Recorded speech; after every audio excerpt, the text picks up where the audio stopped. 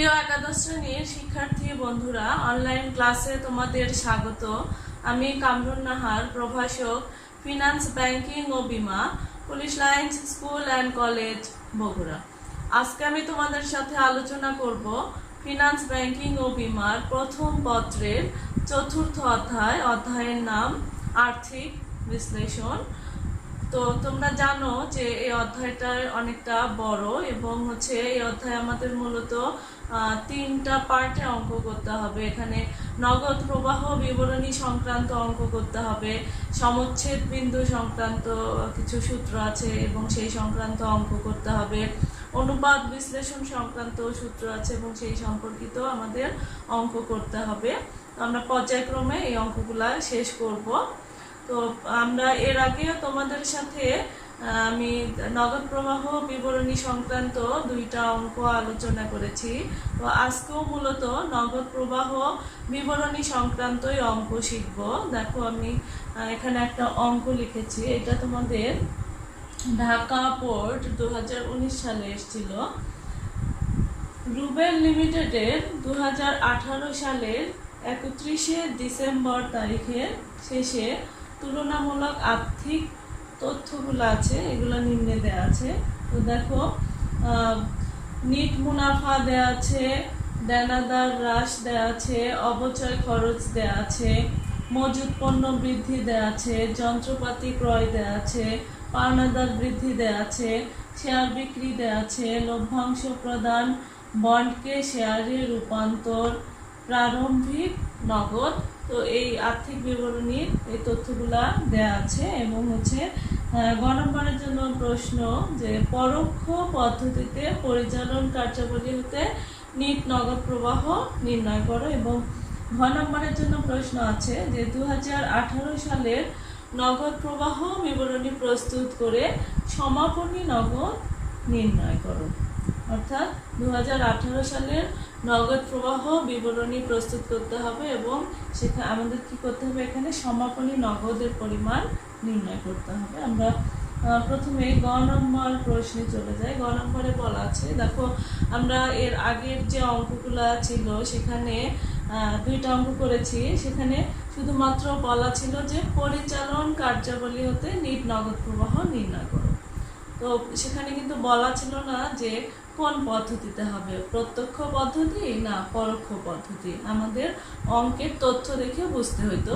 তো এই অঙ্কের ক্ষেত্রে যেহেতু বলাই আছে যে পরোক্ষ পদ্ধতি, তাহলে এখানে কিন্তু আর কোনো কনফিউশন থাকবে না যে কোন পদ্ধতিতে আমাদের নির্ণয় করতে হবে। তারপরেও দেখো যে যখন পরোক্ষ পদ্ধতিতে করতে হয় তখন কি নিট আয় দিয়ে শুরু হয় এবং বা নিট মুনাফা থাকে। দেখো এখানে কিন্তু নিট মুনাফা দেয়া আছে। আমরা তাহলে কি করব, পরোক্ষ পদ্ধতিতে পরিচালন কার্যক্রম হতে নিট নগদ প্রবাহ নির্ণয় করব গ নম্বরের জন্য। আমরা দেখি এবং পরোক্ষ পদ্ধতিতে পরিচালন কার্যক্রম থেকে নিট নগদ প্রবাহ নির্ণয়ের ক্ষেত্রে কি করতে হয়, এখানে নিট আয় আসবে এবং যে অনগদ যে লেনদেনগুলো আছে যেমন অবচয়, স্থায়ী সম্পত্তি, বিক্রয়জনিত লাভ বা ক্ষতি, এই বিষয়গুলো, এই লেনদেনগুলো এখানে আসবে এবং চলতি সম্পদ এবং চলতি দায়ের পার্থক্য, এগুলার সমন্বয়, নিট আয়ের সাথে সমন্বয় করে আমাদের পরোক্ষ পদ্ধতিতে পরিচালন কার্যাবলী হতে নিট নগদ প্রবাহ নির্ণয় করতে হবে। তাহলে এখন আমরা গ নম্বর প্রশ্নটা সলভ করব। পরিচালন কার্যাবলী হতে নিট নগদ প্রবাহ নির্ণয়ের ক্ষেত্রে আমাদের প্রথমেই নিট মুনাফা বসাতে হবে, অর্থাৎ নিট মুনাফার পরিমাণটা বসাতে হবে। দেখো এই অঙ্কের ক্ষেত্রে নিট মুনাফা কত আছে, 65,000 টাকা। আমরা তাহলে প্রথম এখানে বসিয়ে নেব যে নিট মুনাফা।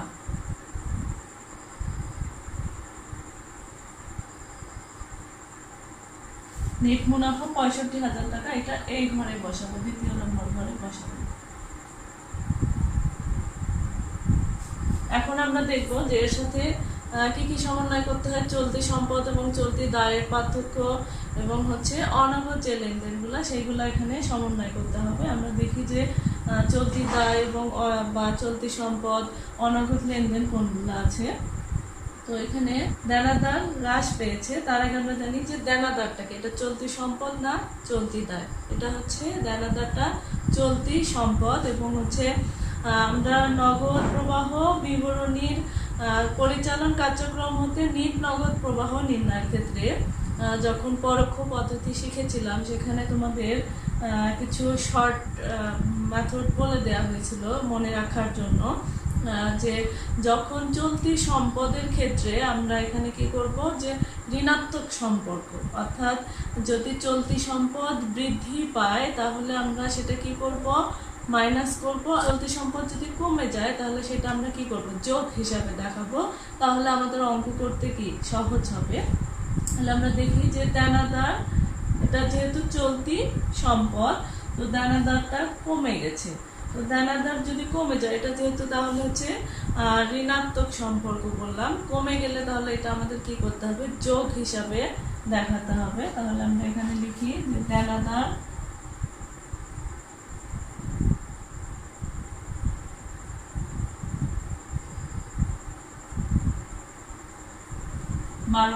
টাকা, এটা আমরা যোগ দেখালাম। এরপরে অবচয়, অবচয় খরচ, এটাকে, এটা হচ্ছে অনগদ লেনদেন এবং অবচয়টা কি করতে হবে, এটা যোগ করে দেখাতে হবে। আমরা এটা যোগ করে দিব অবচয় খরচ।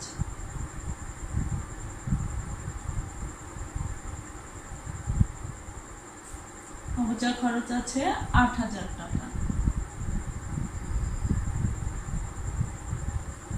এরপরে আমরা দানাদার হ্রাস দিয়ে দিলাম, অবচয় খরচ দিয়ে দিলাম। মজুদ পণ্য, মজুদ পণ্য এটাও কি, এটাও চলতি সম্পদ। মজুদ পণ্য কি হয়েছে, বৃদ্ধি পেয়েছে। তাহলে মজুদ পণ্য বৃদ্ধি পেলে এটা আমাদের কি করতে হবে, মাইনাস করে দেখাতে হবে। তাহলে আমরা লিখি মজুদ পণ্য বৃদ্ধি।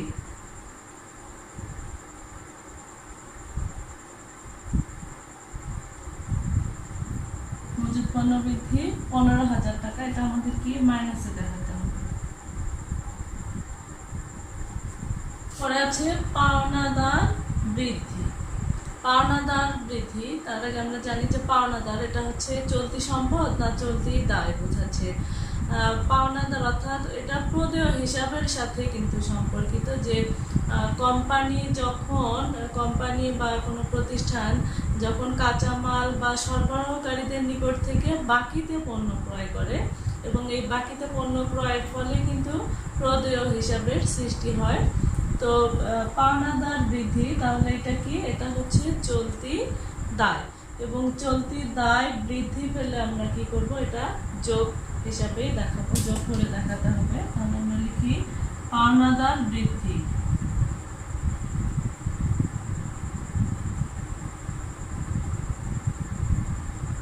পাওনাদার বৃদ্ধি পেয়েছে ৭,০০০ টাকা, এটা আমরা কি করব, যোগ করে দেখাবো। এখন আমরা দেখব যে আর কোনো লেনদেন এখানে আসবে কিনা। দেখো শেয়ার বিক্রি, এটাও আসবে না, এটা অর্থায়ন কার্যাবলীতে যাবে। লভ্যাংশ প্রদান আসবে না।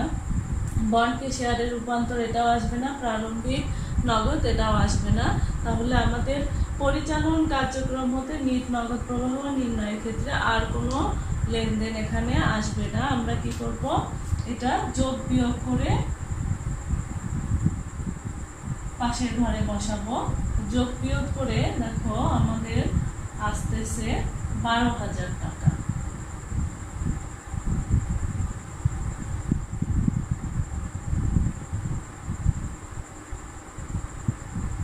এবং এই দুইটাই পয়সনিক মুনাফার সাথে আমরা এখন এটা কি করব, সমন্বয় করব। সমন্বয় করলে আমরা পেয়ে যাব পরিচালন কার্যক্রম হতে নিট নগদ প্রবাহ। তাহলে এটা যোগ করলে আসে ৭৭,০০০ টাকা। এটাই হচ্ছে আমাদের কি, পরিচালন কার্যাবলী হতে নিট নগদ প্রবাহ। পরিচালন কার্যাবলী হতে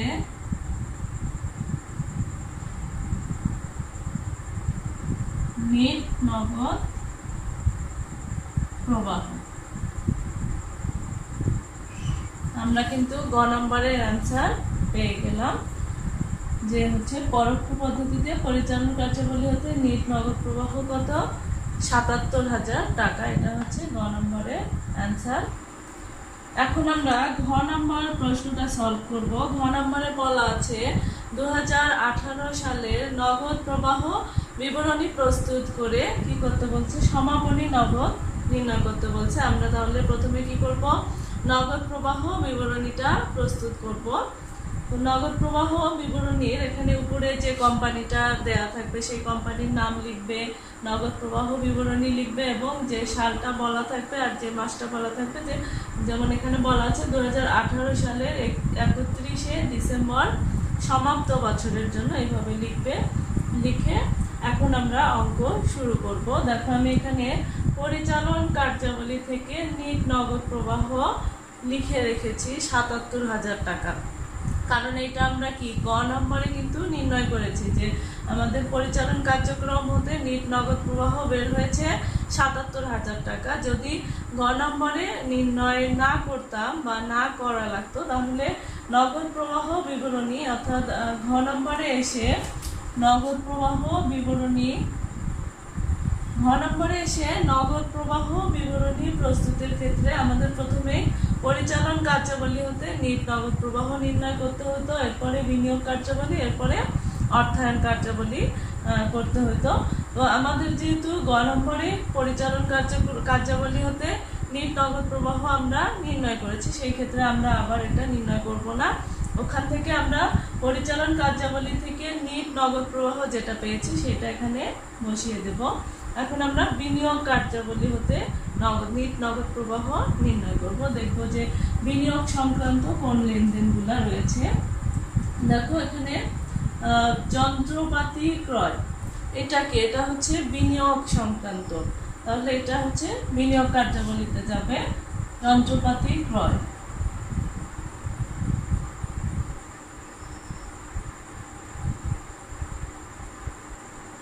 যন্ত্রপাতি ক্রয় বাবদ আছে ৬০,০০০ টাকা। তো এই ৬০,০০০ টাকা এটা আমরা কি যোগ হিসাবে দেখাবো না মাইনাসে দেখাবো? যন্ত্রপাতি ক্রয় করলে কি হয়, প্রতিষ্ঠান থেকে টাকা যেহেতু চলে গেছে, তাহলে এটা কি করতে হবে, মাইনাস করতে হবে। কারণ নগদ প্রবাহ বিবরণী অর্থই যে সবসময় কোম্পানির দিক থেকে বা প্রতিষ্ঠানের দিক থেকে চিন্তা করবে যে প্রতিষ্ঠান থেকে টাকা চলে যাচ্ছে না টাকা আসতেছে। চলে গেলে আমরা মাইনাস হিসাবে দেখাবো, আর যদি প্রতিষ্ঠানে টাকা আসে তাহলে আমরা সেটা যোগ হিসাবে দেখাবো। তো যন্ত্রপাতি ক্রয় করার বিনিময়ে যেহেতু প্রতিষ্ঠান থেকে কি টাকা নগদ অর্থ চলে গেছে, তো এই জন্য এটা কি করতে হবে, মাইনাস হিসাবে দেখাতে হবে। এরপরে আমরা দেখব যে আর কোনো লেনদেন আছে কিনা বিনিয়োগ কার্যাবলী সংক্রান্ত। শেয়ার বিক্রি, এটা হচ্ছে অর্থায়ন কার্যাবলীতে যাবে। লভ্যাংশ প্রদান, এটা অর্থায়ন কার্যাবলীতে যাবে। প্রারম্ভিক নগদ, এগুলো আর আসবে না। তাহলে আমাদের বিনিয়োগ কার্যাবলী সংক্রান্ত আর কোনো লেনদেন নেই, আমরা এটা ক্লোজ করে দিব। তাহলে এটা এই ঘরে আবার বসিয়ে দিব ৬০,০০০ টাকা। এটা হচ্ছে আমাদের বিনিয়োগ কার্যাবলী হতে নিট নগদ প্রবাহ, এখানে লিখতে হবে বিনিয়োগ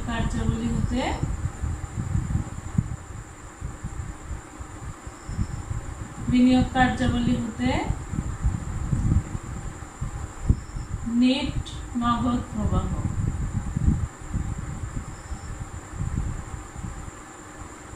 এখন আমরা অর্থায়ন কার্যাবলী হতে নিট নগদ প্রবাহ নির্ণয় করব। ওখানে লিখে নিব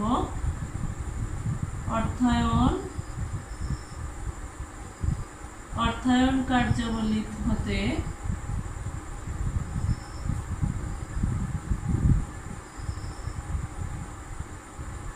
নগদ প্রবাহ।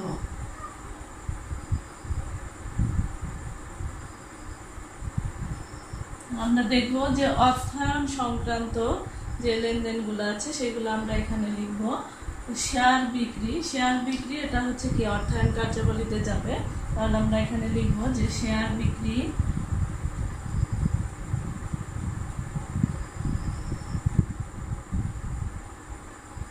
বিক্রি বাবদ আছে ৫০,০০০ টাকা।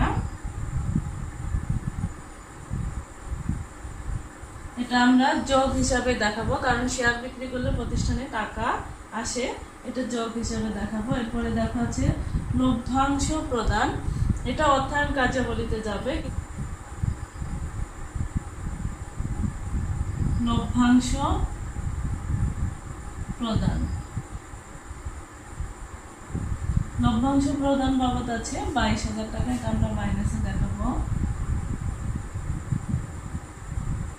এরপরে দেখা আছে বন্ডকে শেয়ারে রূপান্তর, এটা নগদ প্রবাহ বিবরণীতে আসবে না, কারণ হচ্ছে বন্ডকে শেয়ারে রূপান্তরের ফলে কিন্তু কোনো নগদ প্রবাহ ঘটেনি। কারণ নগদ প্রবাহ বিবরণী মানেই যে এখানে শুধুমাত্র প্রতিষ্ঠানের নগদ অর্থর আগমন এবং নগদ অর্থের নির্গমন, অর্থাৎ কি পরিমাণ নগদ অর্থ প্রতিষ্ঠানে আসতেছে এবং প্রতিষ্ঠান থেকে কি পরিমাণ নগদ অর্থ চলে যাচ্ছে, এটাই কিন্তু এই সংক্রান্ত লেনদেনগুলাই মূলত নগদ প্রবাহ বিবরণীতে অন্তর্ভুক্ত করা হয়।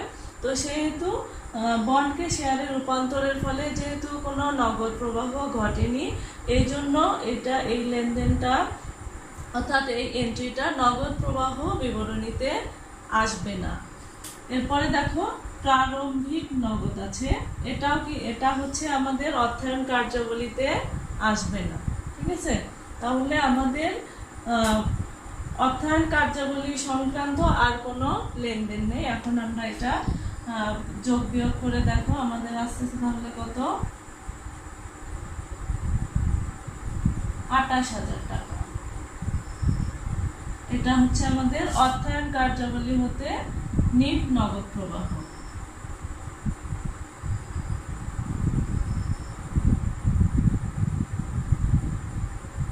অর্থায়ন কার্যাবলী হতে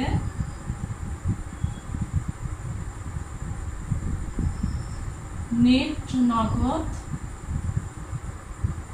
প্রবাহ আমরা পেয়ে গেলাম।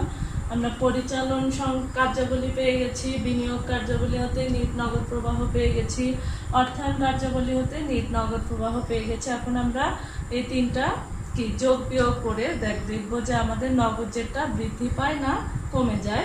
আমরা এর আগে নগদ প্রবাহ বিবরণী সংক্রান্ত যে অঙ্ক করেছি সেখানে আমরা এতটুকুই কিন্তু অঙ্ক করেছি। সেখানে বলা ছিল যে নগদ জেট বৃদ্ধির কারণ ব্যাখ্যা করো, যে নগদ জেটটা কেন বৃদ্ধি পেয়েছে বা নগদ জেটটা কেন হ্রাস পেয়েছে কারণ ব্যাখ্যা করো। কিন্তু এই অঙ্কের ক্ষেত্রে আমাদের কি করতে বলছে, সমাপনী নগদ বের করতে বলছে।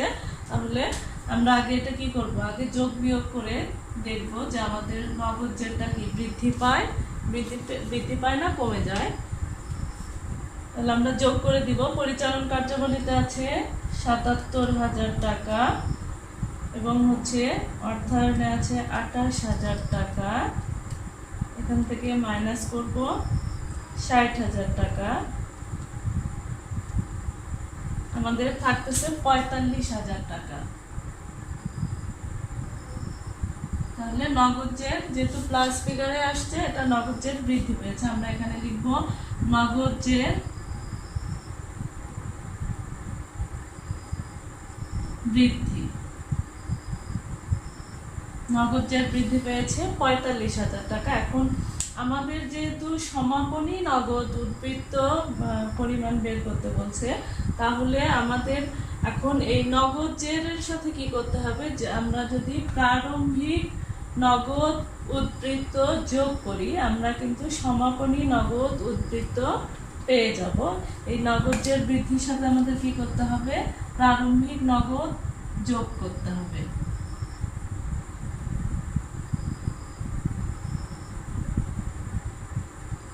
প্রারম্ভিক নগদ উদ্বৃত্ত যোগ করব। প্রারম্ভিক নগদ উদ্বৃত্ত কত আছে, 47,000 টাকা। এর সাথে আমরা এটা যোগ করব, তাহলে আমরা সমাপনী নগদ পেয়ে যাব। তাহলে 45,000-এর সাথে যোগ করব 47,000 টাকা, আমাদের আসতেছে 92,000 টাকা। এটাই হচ্ছে সমাপনী নগদ উদ্বৃত্ত।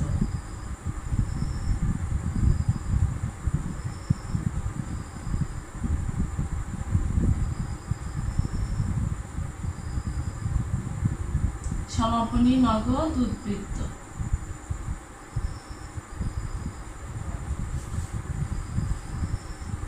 আমরা আমাদের অ্যান্সার পেয়ে গেলাম। এর আগের অঙ্কগুলোতে আমাদের নগদের বৃদ্ধির কারণ বা হ্রাসের কারণ ব্যাখ্যা করতে বলেছিল, এই জন্য আমরা এই পর্যন্ত অঙ্ক করেছিলাম যে নগদের বৃদ্ধি পেলে বৃদ্ধি পাওয়ার কারণ বলেছি বা হ্রাস পেলে কেন কমে গেছে সেটা আমরা ব্যাখ্যা করেছি।